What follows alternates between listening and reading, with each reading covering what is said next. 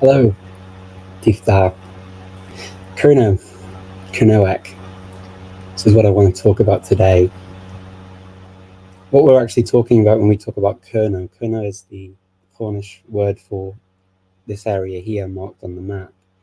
You may know Great Britain, and this area is called Cornwall in English, or Kerno in Cornish. And Kernoak, the Cornish language as it's called in Cornish, is part of the Celtic language family. Now, the Celts travelled all the way across Europe, and so there were many different varieties of Celtic languages spoken, and it was a very widely spread family of languages once upon a time.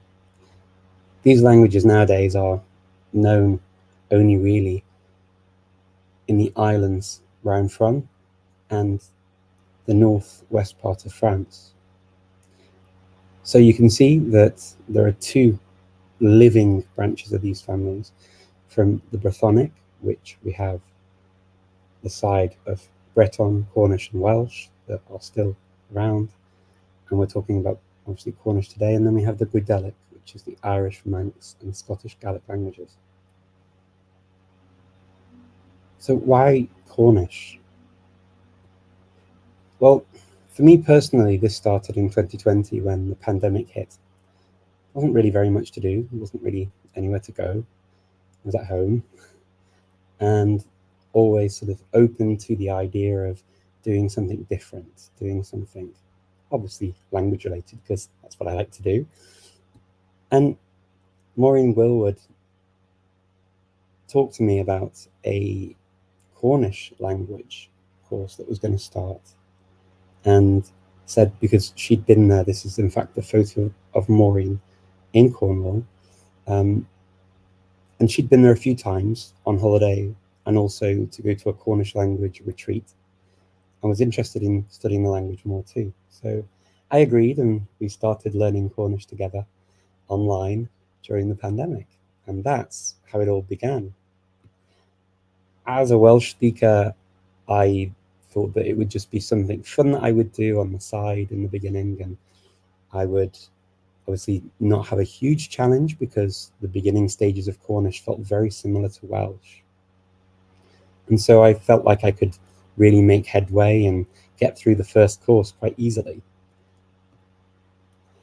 In fact, I was working towards the grade 1 level of Cornish, which is the first grade, and there are no real CEFR equivalents of this, but I would probably say it's kind of like A1, and then grade 2 A2, grade 3 B1, grade 4 B2. This is a very rough estimate though, and as you'll see, it's more difficult to really classify things and state things in the same way as we do for some other languages. But isn't Cornish dead? This is a question I get very often. Whenever anyone hears that I'm learning Cornish, so, well, why are you learning that? It's dead, right? And it's a valid question, and in fact, it's the reason why I wanted to talk to you today about the history of Cornish and the Cornish language and how it's been in the past and how it is and how it's been looked after. First of all, when we talk about Cornish, we need to start with some important historical facts. King Henry VII had a beef with Scotland and wanted to get lots of money together so that he could go in and attack the Scots. So to do this, one of the ways he did it was to force loans that people had to take out and pay money to the crown to get the armies together. And this really affected Cornwall quite considerably. There were some other financial and economic implications as well for this. And so this really was what we talk about in Cornwall and in Cornish as the Rebellions Curno, the Cornish Rebellion of 1497. And these two figures you see here, Gov and Flamand, these were two of the people who were rebels in this rebellion, who marched from Cornwall through to England and beyond to really rally the troops. A lot of people lost their lives, and these two men were killed. They were executed for being rebels. And this was a clear way to show the English crown's dominance over Cornwall, and therefore had an impact on society, which is something we see repeated in many parts of the world again and again. So as you can see already, quite early on, we're seeing real dominance of Englishness over Cornwall. King Henry VIII didn't help matters. He wanted to marry more than one woman and ended up changing the entire church of the country. And we talk about the Reformation. I mean, the Reformation where Catholicism was done away with, and this new Church of England was put in place with, in fact, the king at the time, and then later queens, were heads of the church. What this meant was that the abbeys and Catholic churches and various monasteries were destroyed throughout the island. And this was to make way for the new church, or to basically lord over these older institutions and show their destruction as a symbol of what was going to be the new way of being. And this happened to Colegii Glasnau, which is Glasney College.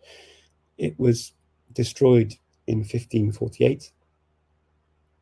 And this was the site in Cornwall of where priests and clergy would write down things in Cornish, and a lot of the Cornish language documents that we have, a number of them you'll see, it's repeated again and again in the history of Cornish, where this was an important institution for the Cornish language in those years.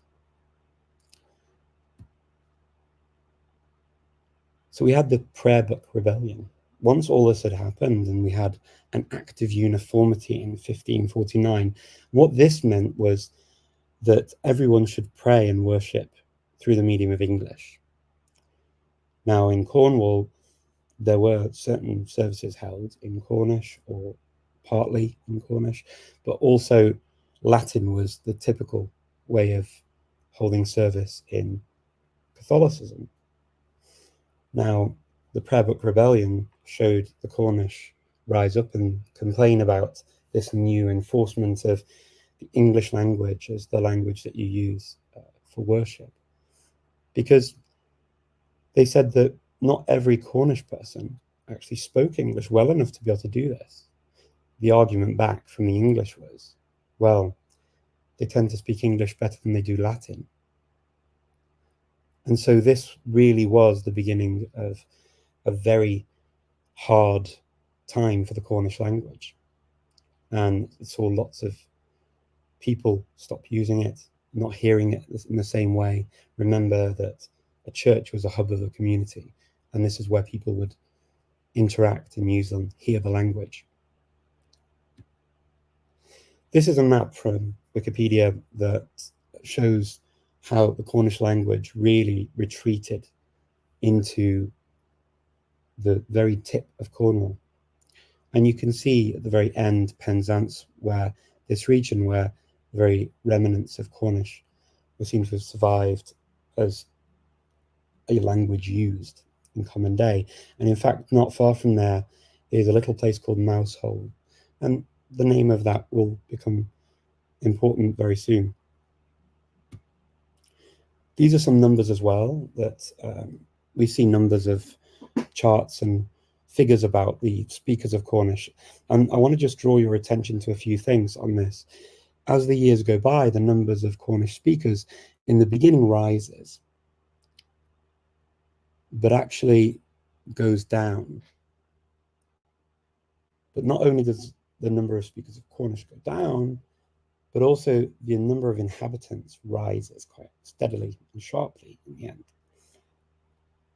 And that is because we had more people moving from different parts into Cornwall, and therefore further diluting the community and the ability to hear the Cornish language and use the Cornish language. So when I was doing a TV interview in 2021 and I mentioned that I was learning Cornish, people on TV channel had never even heard of it. Well, with the numbers in decline, as you've just seen, in 2021, it's not a huge surprise that many people have still not heard of it. It did surprise me a little bit because Ireland having the Irish language, I'd assumed that people had more awareness, but this isn't and wasn't the case. In fact, even in the Encyclopedia Britannica, you can see online, the very first entry part for the Cornish language mentions that it was extinct in the 18th or early 19th century. And you'll see that this isn't actually very precise. And it's one of these things that has frustrated me throughout my studies of not knowing a precise answer. And so preparing this presentation has led me on a journey to see why it's not so precise. And I hope that you'll understand that through this too. 1777. This is a date that is mentioned almost from the start of when you learn Cornish. 1777 is important because it was seen as the last native Cornish speaker, as they say, dying. And that was this lady here, Dolly Penreath. And she was famously quoted as having said, "Mín bhín of Cowsal Sausnak."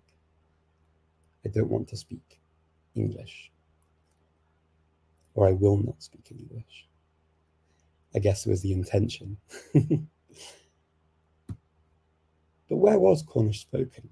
I mean, talking about the last native speaker, whatever that means, leads us to the question as to where it was spoken and who by, right?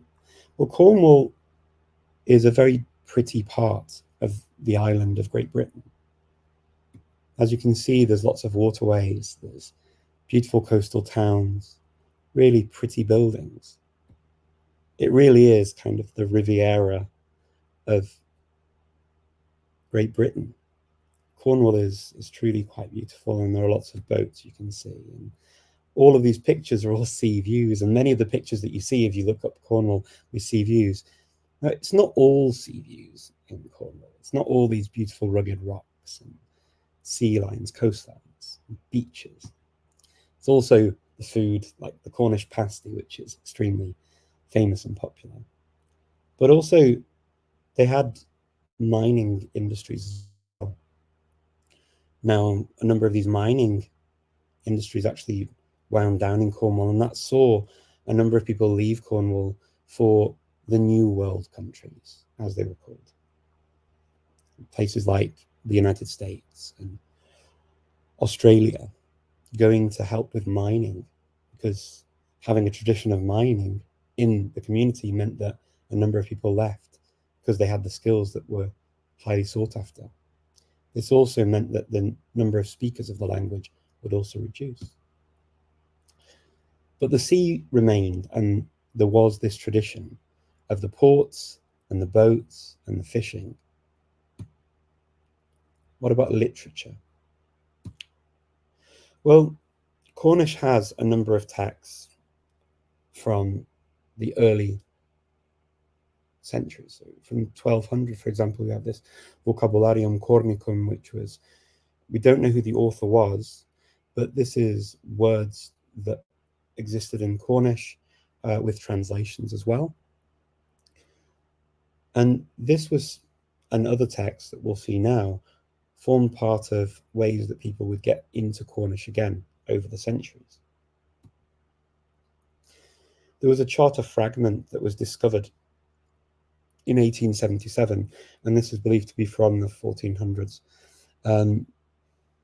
This is just a small text, and the issue we have with Cornish very often, and you'll see this, is that it's fragments, it's bits of text, it's incomplete text. We have some complete text, but not so many. The Ordinalia is probably the most important piece of work, or pieces of work, for Cornish. these are also plays that were actually performed many centuries ago. The three plays we've got here are Origo Mundi, Passio Christi, and Resurrectio Domini. And these are religious plays that tell the story of the New Testament. And you will see Passio Christi, for example, right now is the text I'm studying right now. And these texts were performed to bring the stories, I guess, to the Cornish-speaking population. And they performed around and about. They had notes and annotations written in Latin for people to know the stage recommendations are, for example, what they need to do, where they need to go. And there were also elements of French and English in the text as well, used for various effect. As you can see, this is 1425. This is, I mean, these will have been produced over years, presumably too.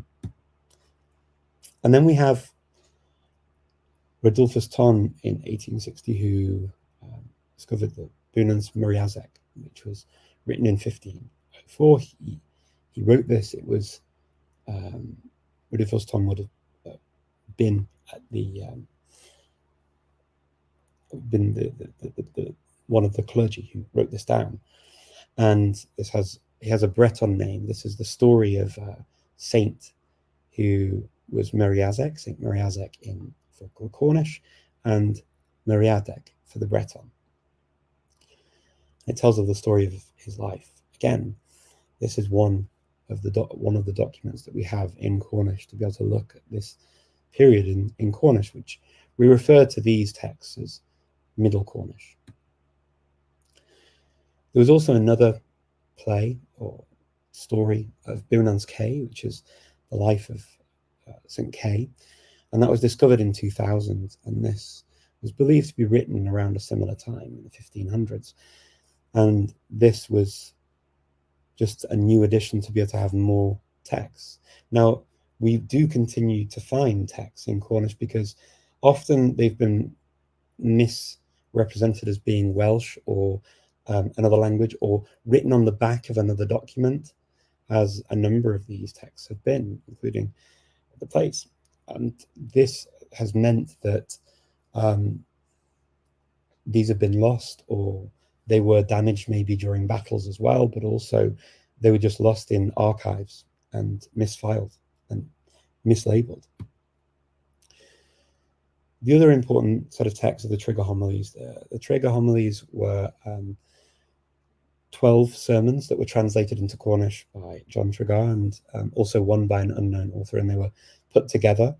And as you can tell, a lot of this is all very sort of faith-based literature, and I think this helps to understand as well why the role of church communities was also important for the language, and why the prayer book Rebellion was therefore a very difficult blow and hard blow to the Cornish language. But what about the Bible? I mean, we talk about all of these religious texts, but what about the Bible? It's always held up as this thing, you know, that once the Bible is translated into the language, well, that's where the language then has this base from which to draw and grow. For English, this was done in 1535, the first English Bible. And for Welsh, it was done in 1588. Even for Breton, in 1827, there was a Bible created in Breton. This is lacking in Cornish. We didn't have a full Bible. We had parts of texts from prayers, or from hymns, or from the Ten Commandments that were translated a number of times into Cornish by different people. Or we had also the Gospel of Matthew that was also translated into Cornish. But we didn't have a full New Testament or Bible. So who was the last speaker? I mean, we talked about this being Dolly Penreath in 1777, but there is a lot of debate about this. within the Cornish community. And you can see it online. A lot of this is on Wikipedia. And there's a lot to read, but there's a lot of information there. And a number of these things are seen as hearsay. So I'm not going to tell you that this is all 100% reliable, but pre-internet, we couldn't record things in the same way, and pre-proper writing and printing press and ease of cataloging these kinds of things, it was more difficult. And there was also a social pressure and stigma about speaking Cornish, because English was put down as the dominant language and the language that people should be using. But let's have a look and see what people say. So in 1768, this man, Daines Barrington, came down to catalogue and meet with Dolly Penreath. And at that time, she was 76 years old, and she was a fishwife from Mousehole, and she was a Cornish speaker and apparently didn't like to speak English, but apparently could speak English, even though she did protest.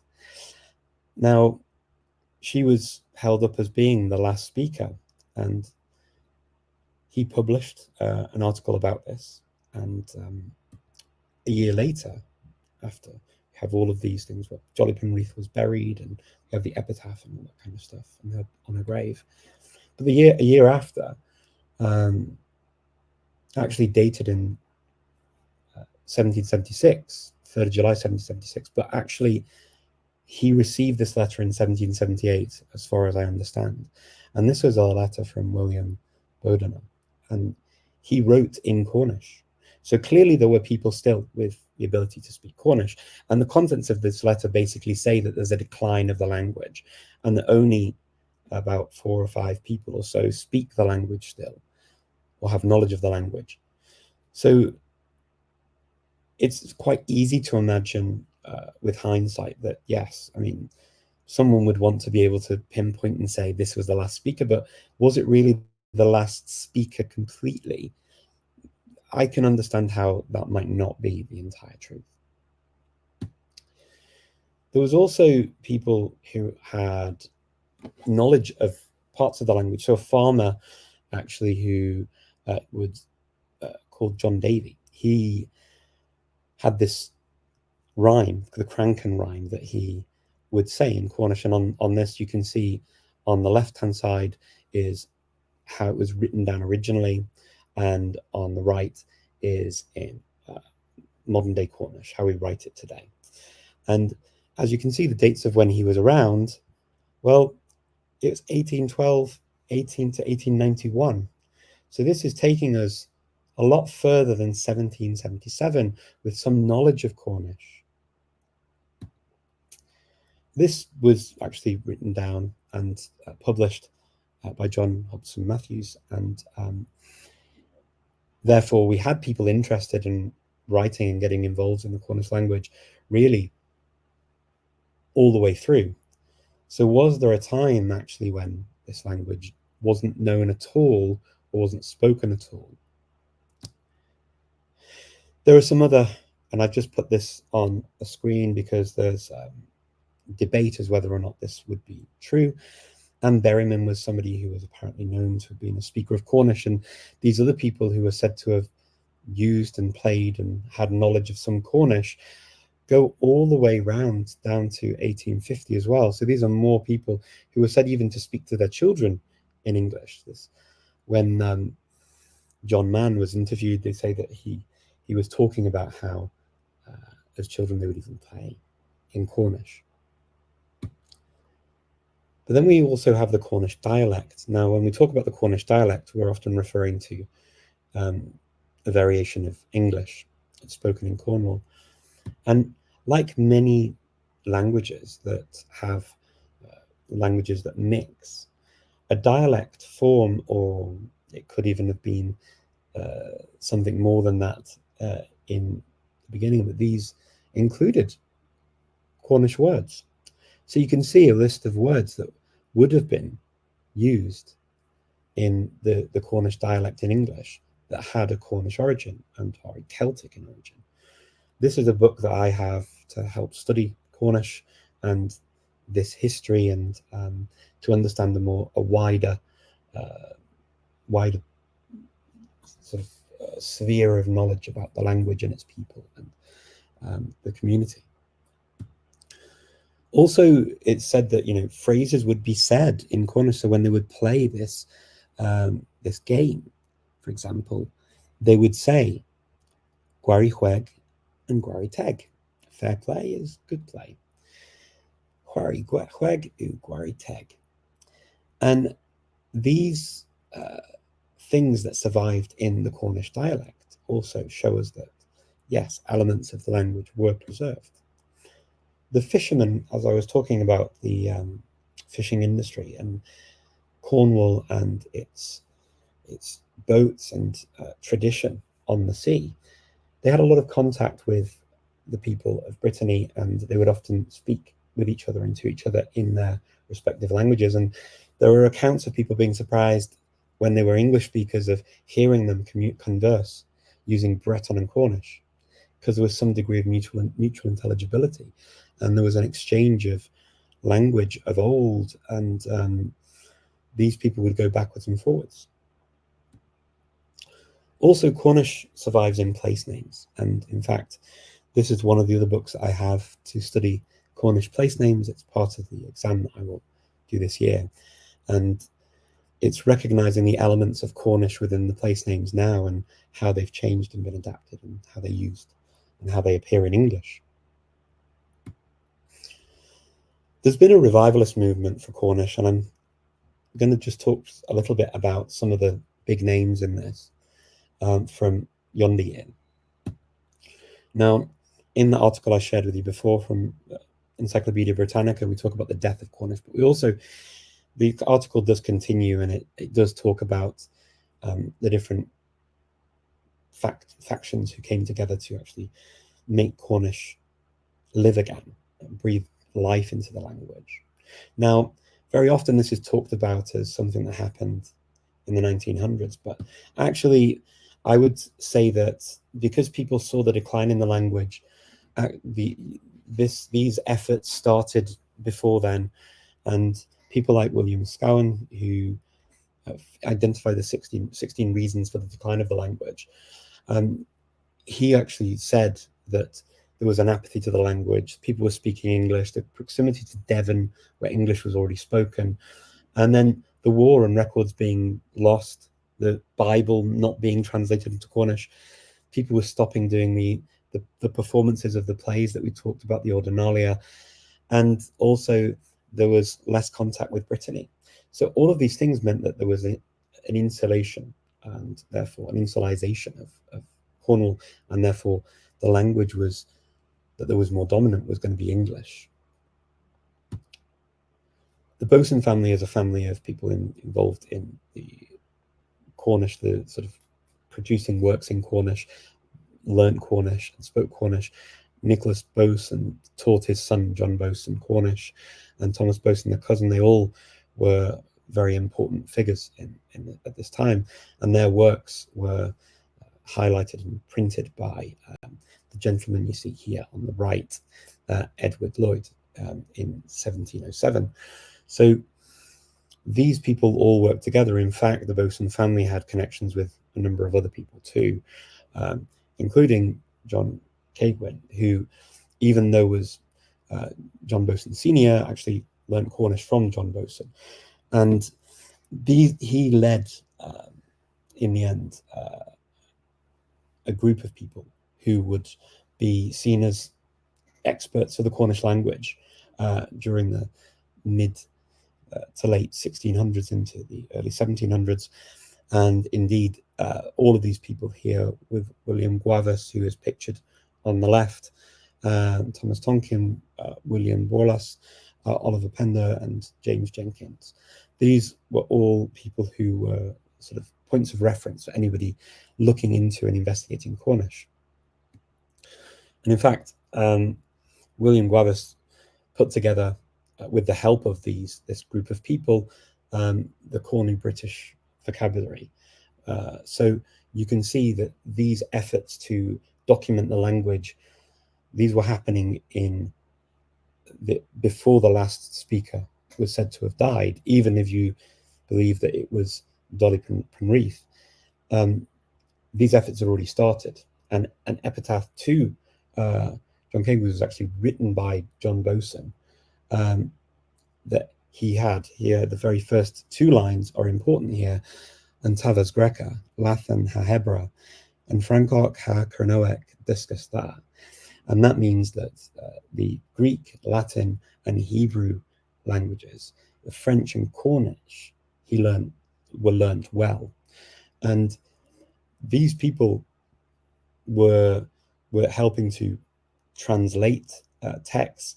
There are definitely grey areas as to how authentic or how well these people spoke the language, knew the language, but they were working to document and even produce things in the language. Only fragments of many of these things remain. And then we get to 1790, where William Price included these words in this Archaeologia of Cornu Britannica. These are important pieces that help us to then form other books later on, and you'll see you have things like a cantata that was written here in 1826 by Davis Gilbert. This was actually to celebrate the place names, because the place names obviously were Cornish, so they were of interest as well, and it shows and highlights the interest in the Cornish language origins of many things in Cornwall. Edwin Norris then created a sketch of the Cornish grammar, and he also translated the Ordinalia as well. And his work also, as you can see, is late 1700s into the later stages of the 1800s. So these things carried on quite late. Dr. Whiteley Stokes, he translated Pasconaga Arluth, Mount Cavalry, but literally is the Passion of Our Lord. And this was done in 1826. This was a 14th century text. Many times, if we're talking about Cornish, we're talking about a language that up until the 1600s, we're talking about Middle Cornish, and then after the 1600s, texts that were written by people from then were known as Late Cornish. But Dr. Whitley Stokes also translated Goreans and Beasts, the creation of the world. As you can see, a number of these things are all very religiously related. This was written by William Jordan in 1611, but the translation came through in 1864. So you're seeing really a lot of interest by very educated people, sometimes very rich people, in these from the area from Cornwall, but also from other parts of Great Britain, were getting involved in the preservation and cataloguing of the Cornish language. He also translated the life of St. Mary Azic, which we saw earlier in 1872. And then we have a real heavyweight of the Cornish language movement, Henry Jenner, who created a handbook of the Cornish language. And he gives thanks in his book at the very start to a number of the people I've mentioned just previously for the work that preceded, and how his work drew from that. So you can see that Henry Jenner goes into the early parts of the 1900s, and 1934 is when he died. So his influence impacted the early 1900s of Cornish. So he was involved in setting up, getting Cornwall, the Cornish language and Cornwall into this International Celtic Congress, which is there to promote Celtic languages. He also helped to set up the Gorsedd Cerno, the Cornish Gorsedd, which is basically based on the idea of the Welsh version. And this is there also to maintain the national Celtic spirit of Cornwall. And they have Cornish bards who are named every year for the work that they do for the Cornish language, its history, its people, its literature, Cornwall as a whole. And their bardic ceremonies every single year to celebrate these people and the work that they do.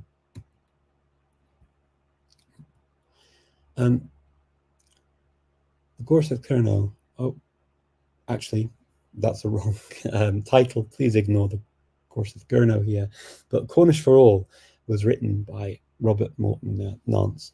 And this was a book to help teach people Cornish in 1954. So you can see the work that we've got here. Robert Morton Nance also worked on a number of the old texts too, and translations. And it's important to see the continuity of these dates, and this is why I've included all these dates. Not that I expect you to remember them all, but I really want to impress on you how these dates really mix in to quite recent dates in history. And you get things like the Colonel Goth here. This is an institution that really started with various small institutions that were started in 1920 and then made a federation of these communities in 1924. And their idea was that they wanted the fragments of Cornish identity, history, language, all to be brought together so that nothing is lost. Hope for the future. Well, the good news is that there was recognition for Cornish under the European Charter of Regional and Minority Languages in 2002, which meant that it was officially recognized as a minority language and a regional language of Great Britain. There was an agreed standard form of the language. Until that point, there were lots of kind of debates and discussions about which form of Cornish to use, where to draw from, which kind of writing convention to use, but a standard written form was agreed in 2008. And UNESCO then reclassified the language from being extinct to being critically endangered in 2010. And now we have what we think are about 500 speakers of Cornish, and actually around over 3,000, not 2,000 learners of the language. And this has all been helped by COVID, strangely enough. Oh, there we go, 3,000, it's updated. We also have a translation of the Bible in 2011. There was, before this as well, slightly earlier, a New Testament, and it drew also on the first part of the New Testament, the Gospel of Matthew, from, I believe, the 1600s. It could have been earlier. My memory might not be perfect for that. But we had a full Bible in 2011. So now that work is complete in having a full working Bible in the language.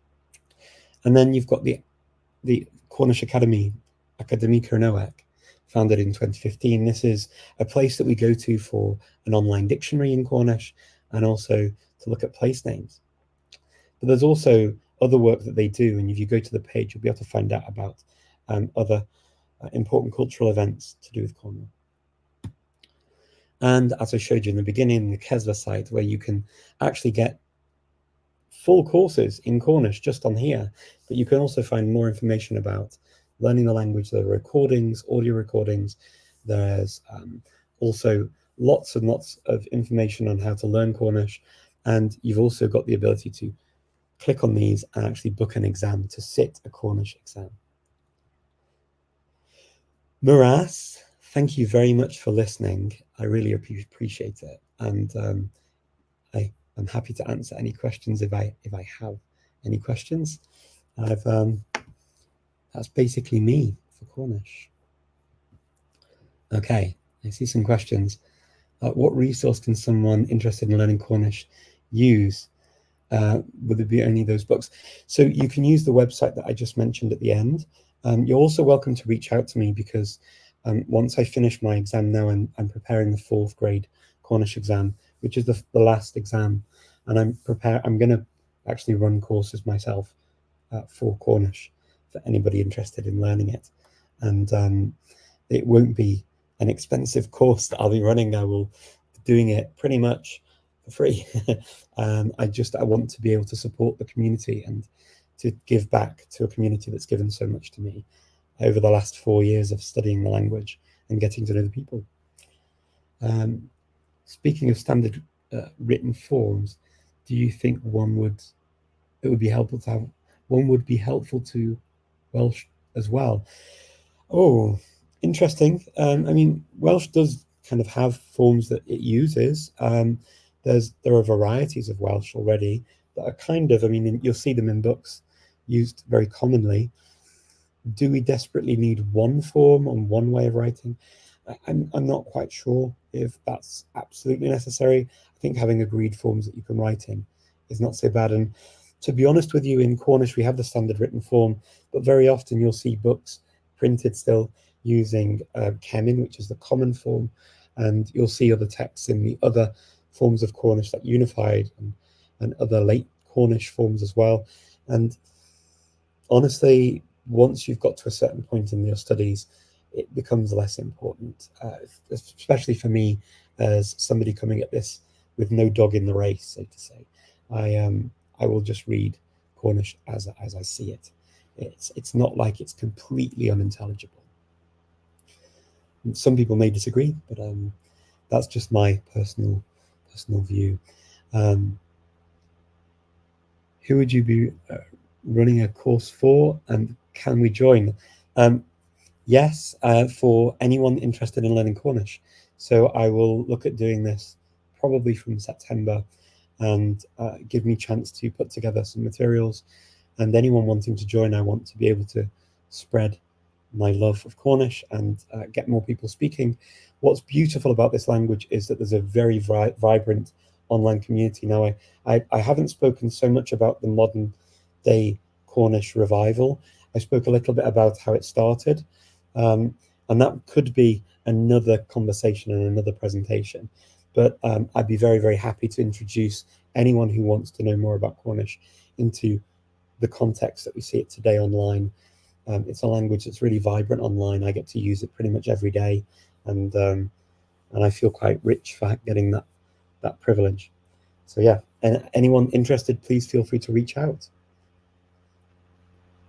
You can get to me on pretty much anything you see me online. Really, just write to me, and I will keep a note and I will get in touch.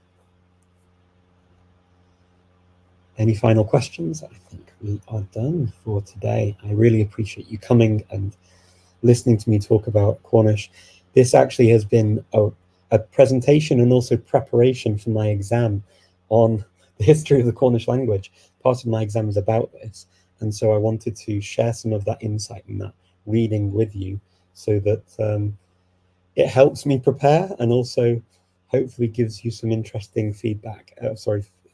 Interesting insight into Cornish, and yeah, to break some of the myths maybe that I was introduced to in the very beginning before I even started learning the language. And I'm very, very happy for anybody to come back and give critique and to also correct anything I got wrong. I definitely want to learn more, and I see this as my learning in progress. Thank you, Miraz. Agus Gwalis and Scon. Del Goethe. I hope to see you soon.